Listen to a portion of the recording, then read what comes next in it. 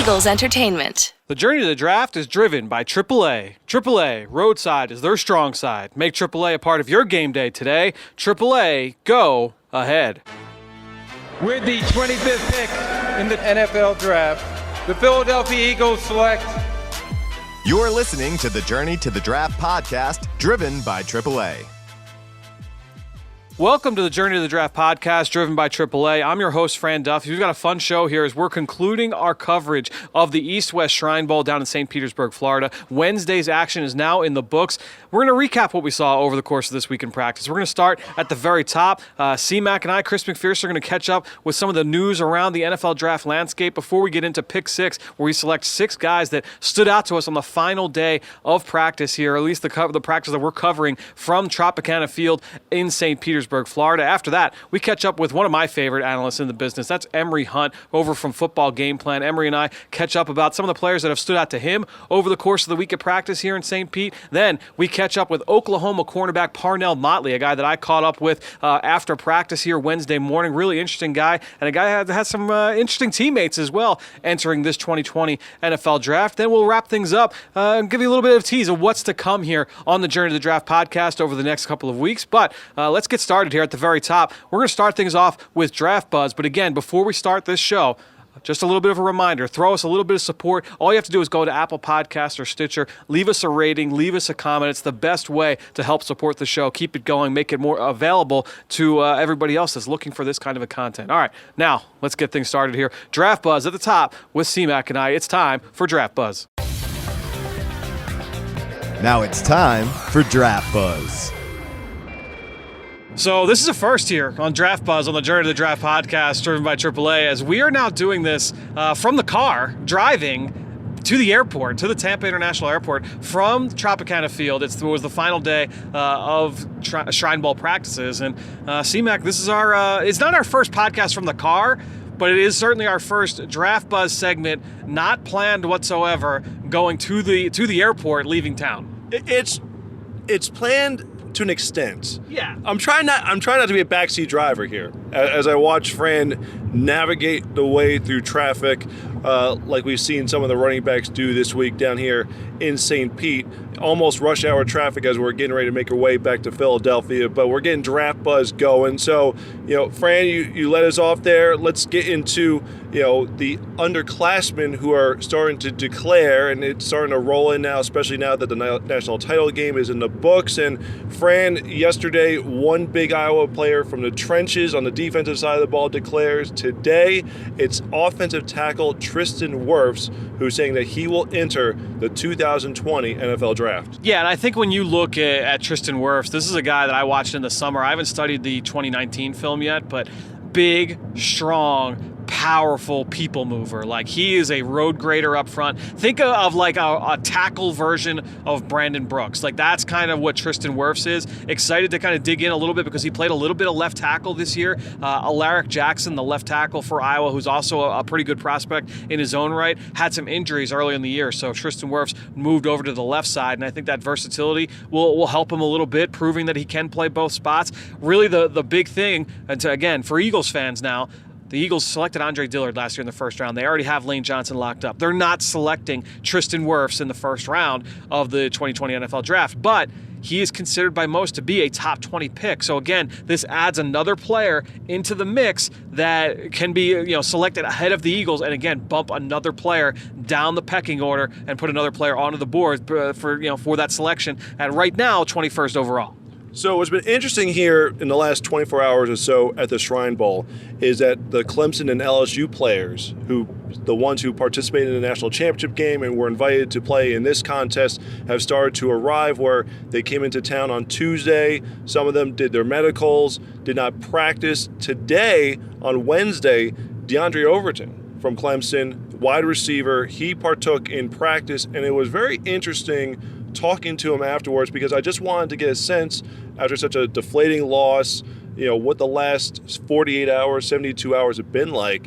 And he very quickly had to put the game in the rearview mirror, where he said he got back to the hotel about 1:30 in the morning after the game, and then was on a flight at 4:30 to get here to St. Petersburg in time to get ready and acclimated for the activities going on in St. Petersburg for the Shrine Bowl. The one thing that I found interesting before we transitioned to a couple of these underclassmen is the fact that I had asked, well, what happened? Clemson was up big in the second quarter of the game, 17-7, and of course they lost 42-25. What was the difference? And Overton said that they were not prepared, or they were shocked when they got the early lead. They didn't know how to handle it.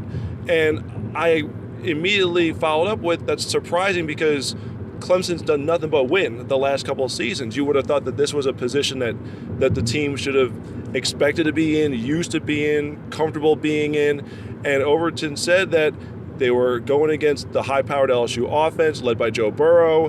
They were in New Orleans in LSU's backyard. It kind of shocked the Tigers that they were able to jump on them early. But the problem is once they jumped on them early, they couldn't maintain that momentum, and they just couldn't play to the high level that they've been traditionally playing at over the last couple of years, and LSU was able to come out with the win. So transitioning to the underclassmen who are declaring, one of Overton's teammates, T. Higgins, wide receiver, he declared for the 2020 NFL Draft. How does that impact the wide receiver position, which is already expected to be star-studded up and down the line here in this draft class, Fran? Well, I think when you look at T. Higgins, this is a player I admittedly have not studied yet. I know Ben Fennell has seen him up close a couple of times over the last couple of years. Obviously, a lot of people are very high on T. Higgins. The question that you hear often is how well does he run? Does he run well enough to be in the first round? And that, I guess, is a question he'll answer over the next few months. But that's the question some people have. I have not studied him yet, so I can't speak to that. I will say this: this receiver group overall is very young, is very explosive, is very diverse in terms of their skill sets. It's a really, really deep group of underclassmen wide receivers in this draft, and the senior group of wide receivers is very talented as well. So when you look at this wide receiver position overall, T. Higgins adds to a group that already has Jerry Jeudy and Henry Ruggs and Laviska Shenault, Jalen Rieger from TCU. You can go down the list, CeeDee Lamb from Oklahoma. It's a really, really talented group at the top. When you talk about this wide receiver position, it's going to be really fun to evaluate them over the next few months and see how this pecking order pans out. T. Higgins is certainly a name right now that's in that mix in mock drafts, is going in the middle of round one.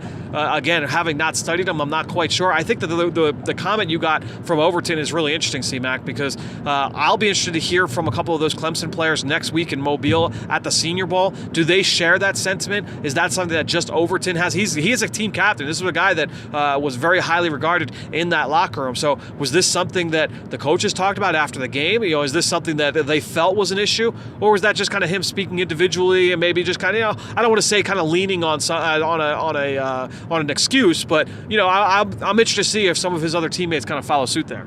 Certainly, it's interesting because when you have a team like Clemson that has done nothing but win the last couple of seasons, they face a little bit of adversity, and you wonder how they're going to handle the moment. And, they went against an amazing, historic LSU team. So a team that, had run through the SEC. Alabama was pretty much the only team that really gave them fits for the better course of the season. By and large, this was a team that, not too many teams, unless you're playing your absolute best, would be able to beat, given the circumstances. Again, virtually a home game and playing for the national championship. So speaking of the national champions, how about Grant Delpit?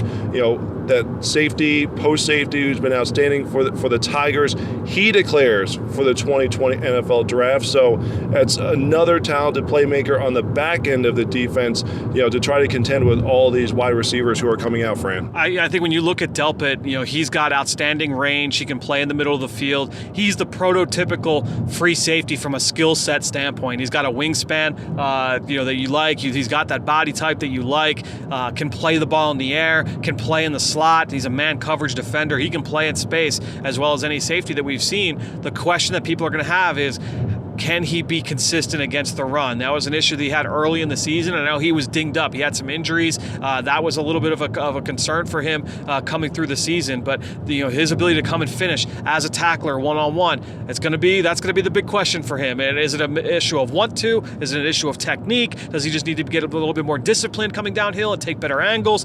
That's going to be the thing that coaches, scouts, executives, everybody wants answers to those questions. That'll come from film study, talking with the kid. That's going to be the big topic of discussion for him. But certainly right now, again, another player that's in that round one mix. I mean, I've seen mock drafts where he's going top 10, top 12. So it could be another player, again, that bumps another player down the board for the Eagles. And that's big. If you're an Eagles fan, seeing some of these big name underclassmen declare is good news for the Eagles picking at 21. All right, so as we wrap up our coverage from the Shrine Bowl in terms of the day-to-day action of what we saw at the practices, let's get into pick six. We're going to pick our 6 players who stood out during Wednesday's practices.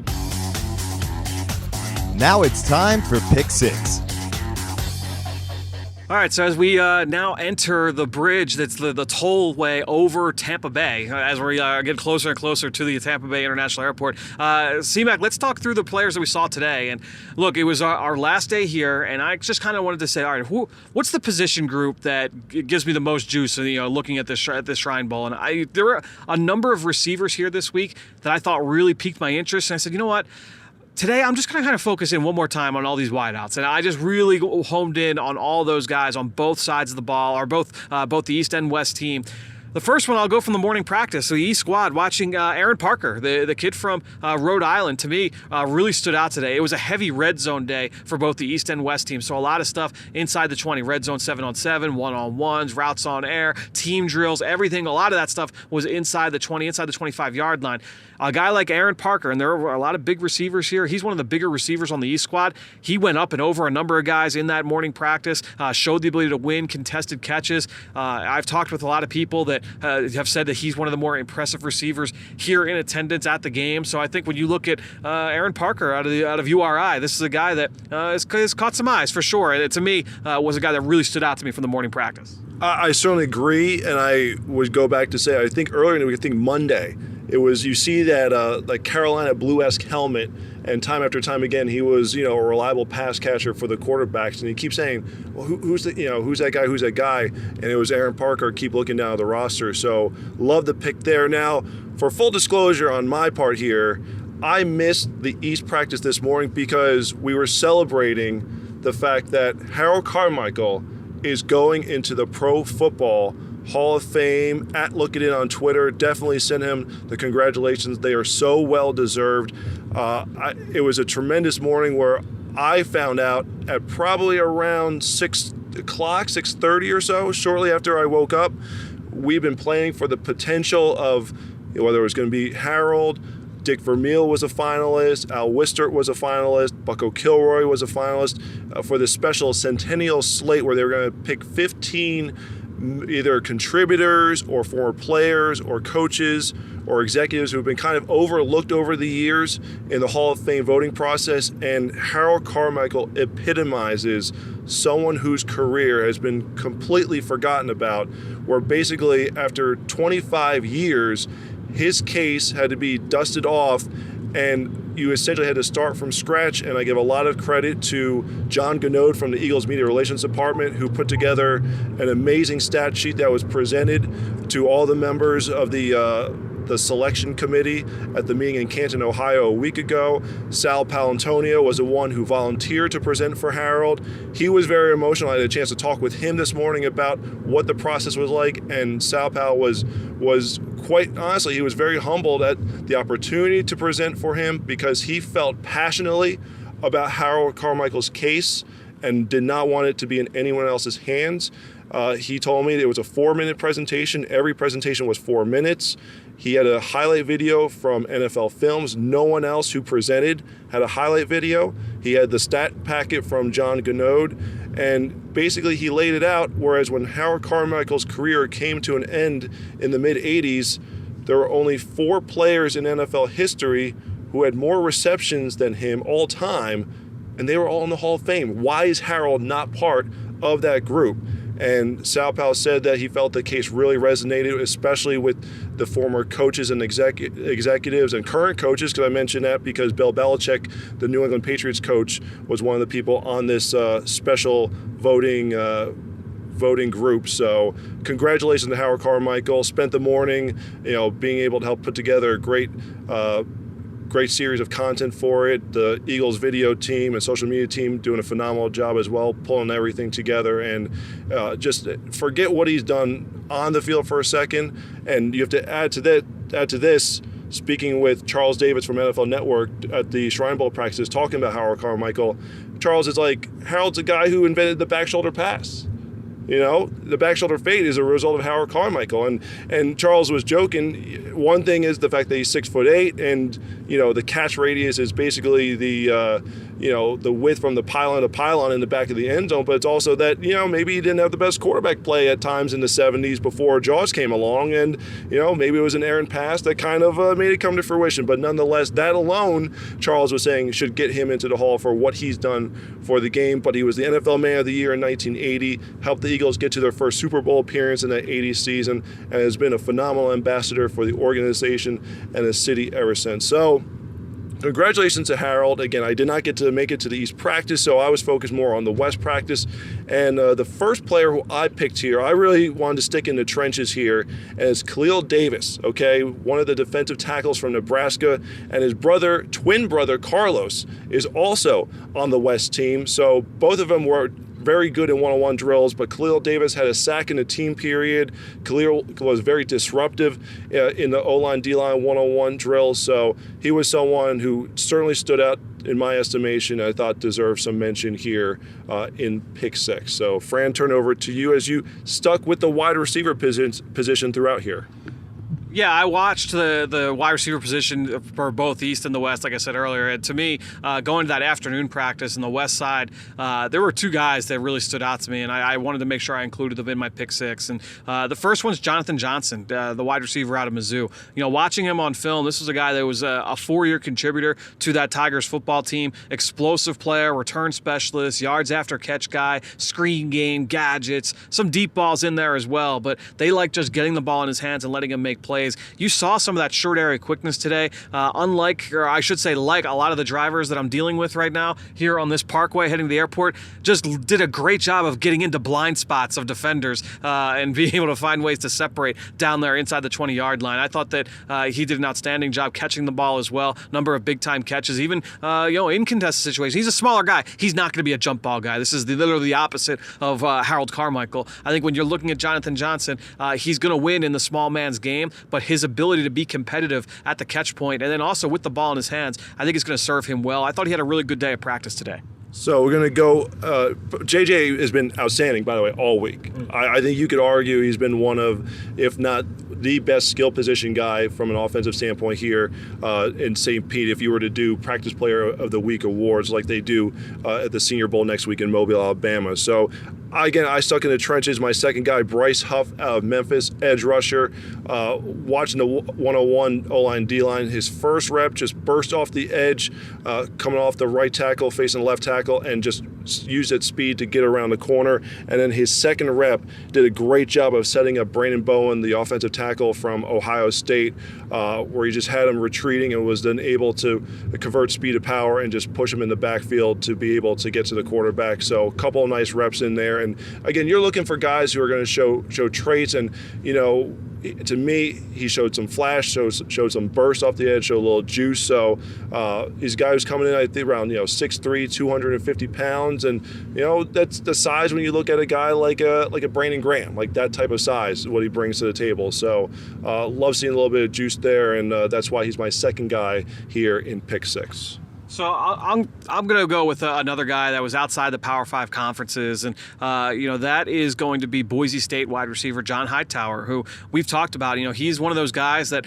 has a unique trait that's here at this game. His unique trait is his speed. That sets him apart from a lot of the players that are down here. He's got a legit 4.4 background. He's got the ability to stretch the field, be a factor vertically. He's had some drops this week. He had a couple drops today. he also made some outstanding catches. And I think when you look at guys like Will Fuller, okay, and I mentioned this, if you go back and listen to an interview we did on Mr. Relevant with Dane Brugler back, I want to say it was late September, maybe early October, we talked about John Hightower, and I told him after I watched a couple games, and I said, there are a lot of the same positives and negatives with Hightower that you get with Will Fuller. And Will Fuller was pretty inconsistent, at Notre Dame. This is a speed demon, can go up and get it, but had the ability to make the big play. This is a big play league, and John Hightower can make the big play. So you may live with some of the drops. It's I think when you look at some of the big play guys, the young guys that have come into the league over the last couple of years, the Deacon Metcalf's a great example. The Eagles fans saw it up close this season. That first game against Seattle in the regular season, Metcalf had a couple of drops, a couple of bad ones, and you see that on film. Darius Slayton from Auburn with the New York Giants, same thing. I went and watched all of Slayton's targets before the Eagles matched up against the Giants. Yeah, a lot of people focused in on the big play. There were a lot of drops, a lot of things where he misplayed balls and didn't track it well over his shoulder down the field on deep balls. You're going to get some of that with John Hightower. That's why I kind of love the comparison of Hightower to a Darius Slayton, because you're going to get some of the same positives and negatives. Big play potential, a lot of tools there in the toolbox to be able to grow into a starting receiver, but not a guy that is fully all the way where he needs to be at today. He made some outstanding one-handed catches, made some highlight grabs. This is a guy that there's something to work with there with John Hightower, and I thought today, more so than the other 2 days, he was able to put that on display.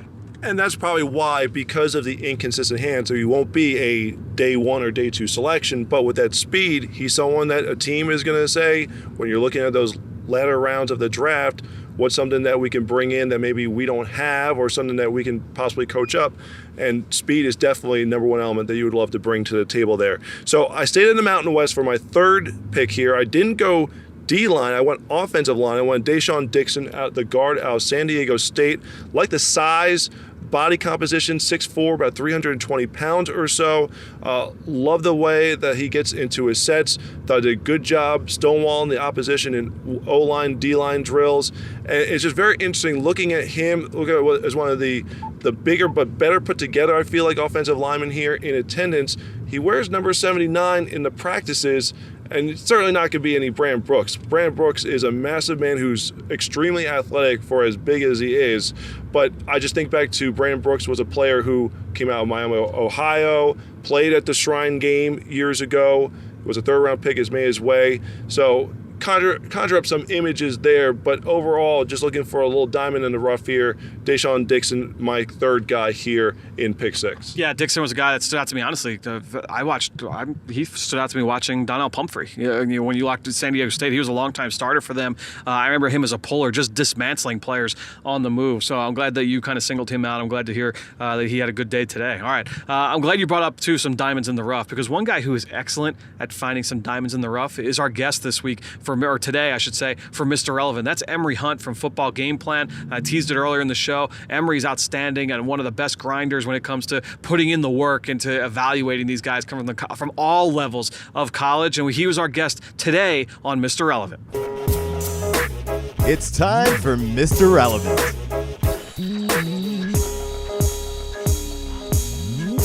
Really excited to welcome in one of the best in the business, Emory Hunt. Emory, this is the first time you've ever been on the Journey to the Draft podcast, driven by AAA. Welcome to the show. Appreciate you guys having me on. I've seen you all around this country, man. Follow you around. We've been doing it for years, and you're one of the guys that's every year, always at all these games. You are one of the biggest grinders in this business, and it shows up in your work. Appreciate you, man. So that's why I want to bring you on and talk about who are some guys that have stood out to you here at practice or even in film study coming into the week. Who's the number one guy? Who's the guy that stands out off the top? Don't judge me because I'm not biased with this one, but the number one guy is guard Kevin Dotson from Louisiana. Okay. Every time you see a big run coming behind that right side, it's because he's cleared an expressway in a lane. And also, I've been impressed with what he's done in one-on-ones. And that's really hard for an offensive lineman to have success in a drill that's catered toward a defensive player, and he's done a really good job. So he, to me, is the number one guy that I've seen so far today. Yeah, I can only think of one rep that I've seen so far this week where he's lost. I think Bravion Roy from Baylor got him out. I got him on the ground on one rep, but outside of that, he's been upright. He's been moving people in the run game, which I kind of expected. I agree. The one-on-ones is where he's really shining. That's impressed me. I wasn't expecting that. Yeah, because I was shocked to be honest, when everyone was talking about Robert Hunt, who's good. Yeah. But I thought coming into the season that Dotson was the better player, but Hunt is really good as well. Yeah. Unfortunately, he's going to be injured, so we won't see him next week. Sure. But that Raging Cajun right side is outstanding. I would also say Aaron Parker, the wide receiver from Rhode Island, is impressive, man. Yeah, he's been great day Wednesday. Mm-hmm. What is it that you like about him? Toughness, and you see how it is out there in Philly with the receiving core. You got to be mentally tough, number one, but also physically tough. And he fits the mold. And I talked with him earlier this week, and he talked about getting developed under Coach Jim Fleming, who's a tremendous coach out there at Rhode Island. I was like, at one point in time, this was unheard of to have a Rhode Island player here because you guys were perennial doormats. And now you're almost beating Central Michigan. You're competing in the CAA. You got two guys out here. Yeah. So he's been talking a lot of good stuff. And he's been playing well. I've just been impressed with his all-around game. Yeah, there's a ton of big receivers on the West team. He's probably the biggest receiver on the East team. Maybe the Florida State kid, Keith Gavin, I would say, is the only other guy that's probably a little bit bigger. But you watch him go up and over some guys. He did a great job in red zone drills early on Wednesday morning. Aaron Parker, certainly one of the guys that's had one of the more well-rounded weeks from the wide receiver spot. All right, who's another guy that's really stood out to you? Luke Barku. Ooh, San Diego State. Okay. Is never in off-season, a full All-Star game season, until you see a San Diego State defensive back stand out in an All-Star game. Because Barku has been excellent. He's been clicking close type guy, active and aggressive in the hip pockets of the receivers. Also thought Keith Washington II too from West Virginia. Is another guy that he's not quite what we saw last year with the kid from Washington, Jimmy Moreland, who always had the ball because Jimmy was catching picks and he was all over. He was all over. Yeah. Washington has been the same way, just been knocking down passes, but in the hip pockets of the receivers. I thought those two corners really stood out. Okay, and then I think when you look at Barku, a guy that I didn't study, but he's been really active, and you can tell the guys. I like watching the interactions with players and with coaches, and you can kind of sense the guys that coaches really kind of cling to. Chris Williamson from Minnesota seems to be one of those guys here. Luke Barku is getting a lot of attention from that coaching staff. I'd be interested to ask you because it seems like this has become the Princeton Tigers Invitational as far as like the players are coming from Princeton. But Kevin Davidson has been excellent. I thought he threw the football really well. I was at the game earlier in the year when they played Lafayette. Okay. And so I've seen a lot of him over the course of 3 years. Broadcasted their game last year when they played Monmouth. But he was in that dual quarterback situation with John Lovett. Right. This year he was the full-time starter and put up some tremendous numbers. And I thought he was the best quarterback on the East team so far this week. Yeah, I think when you look at Davidson, certainly the tools are there. He's got something that you can work with. I think when you talk about a guy who's only been a one-year starter at the Ivy League, you see some of those mental things on film. Like I watched a couple of the games later in the year. I know I watched the Dartmouth game. I watched a couple of the other ones where mentally you just want to see him process things a little bit faster, and some of that stuff can come with more reps. I'm excited to kind of go back and watch some more of these practices as well and get a better sense of how did he see things when live bullets are flying. That'll be one of the things to watch Saturday in the game as well. Yeah, because you talk about upside, and he has a ton of it because, again, you mentioned it, one-year starter. Yep. He was part of that whole 3-quarterback platoon system, which is unique but fun to watch at Princeton. Right. But he got the full-time gig this year and put up numbers without Horsted, Carlson. That's a good point. And, those speedy guys in the backfield. Yep. So he's done a lot. Adamitis is a guy that was a good target for them at tight end. But Davidson did a great job. And I've also been impressed with Tyler Huntley. Yeah. I talked with him yesterday, and he talked about how he compares his game to Rodgers, Bridgewater, and Jackson. Rodgers because of he could make throws off all different platforms. Bridgewater because he's been through a lot. He's calm. He like his demeanor, and he's done that. And Jackson because he makes plays. Right. And so I was like, that's a unique answer. And he's like, people sleep on his accuracy. And that's what he's out here to showcase. He was just so efficient all year. He rarely turned the football over. Obviously, you talked about his resiliency, a guy who's battled through a lot throughout the course of his career. I've been impressed with how he's thrown the ball here this week, too. And you talk about that Utah team, and everybody talks about Zach Moss, who we'll see next week at the Senior Bowl, and then that defense. And to me, like, John Pennicini, the D tackle for Utah, he's been one of the standout players. They don't have answers for him in one-on-ones. Run game, inside zone, or inside run, he's standing out. He's had a really good week, too. He's so strong at the point of attack. Yeah. He's legitimately making the linemen look like cows on skates. He's just pushing these guys in the backfield. His hands are heavy. It's like a George Foreman type punch. So it's been impressive. That's a great name to pick up because he was really good all week as well. All right, so I'm going to put you on the spot. looking ahead now to next week, because we're starting to turn the page a little bit as practices are starting to wind down here. Who's one guy that you're really, really fired up to see next week in Mobile? Jalen Hurts, and I'm going to tell you why. Because we know we were down there the year Carson Wentz and so you had Carson, it was Dak and the kid from La Tech. It was Jeff Driscoll. And then Cody Kessler. Yes. So you look at those. You have memory, man. I can't remember all these guys that were all there at the same time. Okay, go ahead. All were solid throughout the week, right? Yep. And I came away impressed with Driscoll. Like, man, he looked so much better than he did at Florida. Yep. And Hurts has that same type of cachet coming in, what we saw at Alabama to what we saw, at Oklahoma. Sure. We know he's going to win all of the press conferences and he's going to win in the interview room with the coaches. But I'm excited to see the throwing side by side with all these guys, but also how he does in a different arena, because he had to learn that playbook at Oklahoma, short notice. And we're going to see what he's going to do, with this offense. I don't know who's coach. I think he's on the Bengals side. Yeah, I believe so. I think he's on the south side. So we'll see what he does there. But I just want to see how he throws, man, because that's going to be the biggest question. Can he be consistent? We know he's a playmaker, but the passing part, people want to still have some questions. Just want to see how he plays. I think I'm excited to see him more so than anybody else because of what's at stake for him. As we record this, we're still waiting on the Joe Burrow news. I think there's still only 6 quarterbacks confirmed for next week, but we'll see. Jalen Hurts certainly going to be one of the bigger names. You got him. We got Justin Herbert. Some of the best players in college football. Jim Nagy's doing a great job of making sure the top passers get to Mobile. So they got to let Joe Burrow play with his entire LSU uniform. Just let him wear the whole uniform. Can he keep the cigar in during practice? Like, can he keep that going? Like, that would be cool to see if he can keep that rolling. But Emory, we'll see you next week in Mobile. Really appreciate your time here on the Journey to the Draft podcast. Appreciate you, Frank. Keep doing great work, man. Awesome stuff there from Emory Hunt. And again, you could follow him on Twitter at FBallGamePlan. And he does an outstanding job covering the college game, covering the NFL game, everything that he does over Football Game Plan. He's an outstanding analyst and one of the best grinders in the business, like I mentioned earlier. All right, before we get on to the next part of the show, again, go check out the Eagle Eye in the Sky podcast, fueled by Gatorade. I've got a lot of big-time guests coming up here over the next few weeks. And if you're into, whether you're an Eagles fan or not, if you're into X's and O's, learning more about the game, learning more about team building and scouting and evaluation, I've got a lot of guests coming up over the next couple of weeks that really can present an interesting point of view from that standpoint in terms of what it takes to be successful in the NFL. So make sure you check that out over on the Eagle Eye in the Sky podcast, fueled by Gatorade. I caught up with Greg Cosell here this week to talk about this Eagles roster heading into the 2020 offseason and beyond. So make sure you check that out wherever podcasts can be found. All right, now it's time for our unofficial visit. I caught up with Oklahoma cornerback Parnell Motley. Interview you don't want to miss. He's our unofficial visit for this week. The unofficial visit.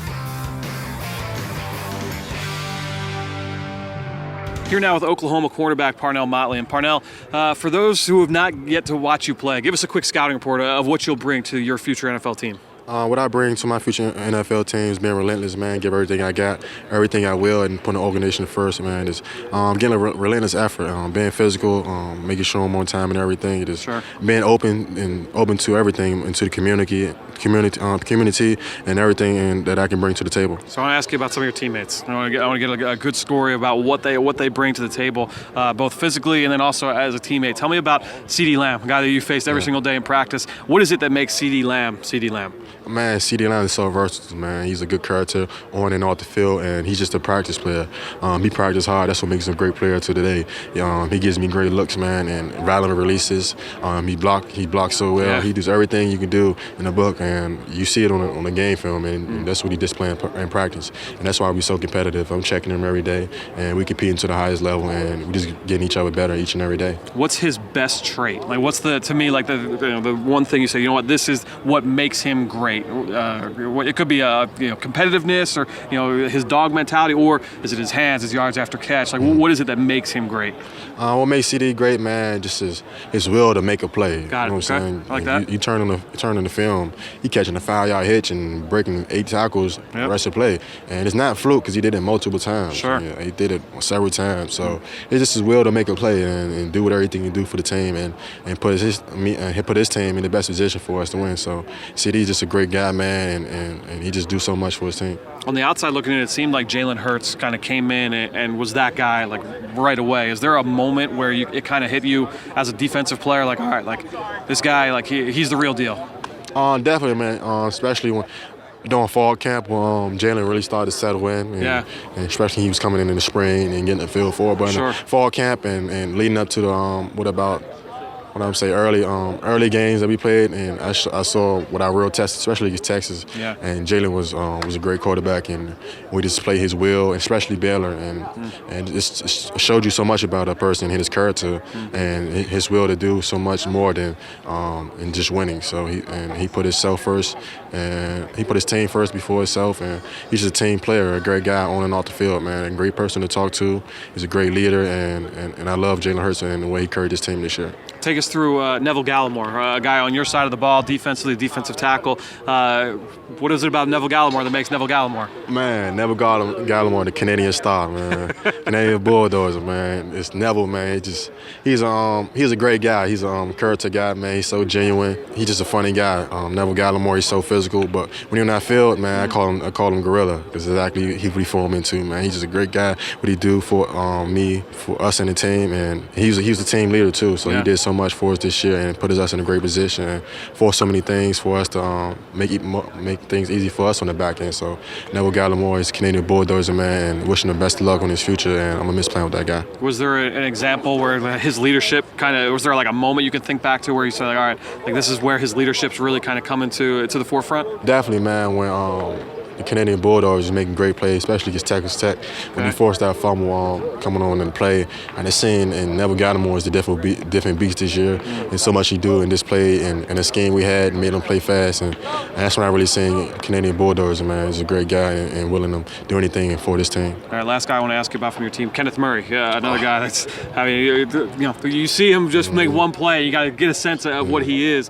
Tell us who is Kenneth Murray off the field and on the field? Kenneth Murray off the field, man, he's a great guy, man. He always in the film room. He always on the field. He's the first to be there, always the last to leave out. And Kenneth Murray just display so much energy and will. He reminds me of Ray Lewis. And that's his idol, who he looked up to, and you can see why he displays on the field, where he moves fast and run across the field from east to west and north to south, and he's just a guy that shows everything and his will to be a great player and on and off the field. And on the field, man, he's great. He's love to scrape to the ball, and that's the type of guy you want in your defense, man. It's love to hunt to the ball. It's going to be everywhere where the ball is and where it's not. I'm going to put you on the spot. I've asked you about Jalen Hurts. I've asked you about CD. Yeah. I've asked you about Gallimore, and I've asked you about Kenneth Murray. You can bring one guy of that group with you to your next NFL team.